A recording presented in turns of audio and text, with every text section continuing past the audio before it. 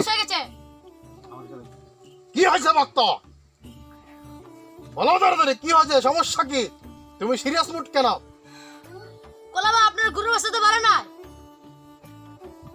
কি হয়েছে আমার গুরুর? চলো তো যাই দেখি তাড়াতাড়ি আমার গুরুর অবস্থা কি হয়েছে। চলো। চলেন।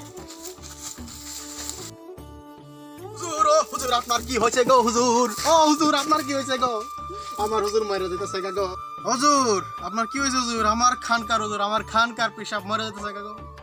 আয় আমার খানকা মইরা গেলে আমি কি করব গো? এই ভক্ত থামো, তো সিরিয়াস হয় না। সিরিয়াস না? আপনি মরে গেলে কি করব? তাই তো চোদা কান্দা ধরে রাখতে পারি না হুজুর। তুমি তো জানো আমার অবস্থা বেশি ভালো না।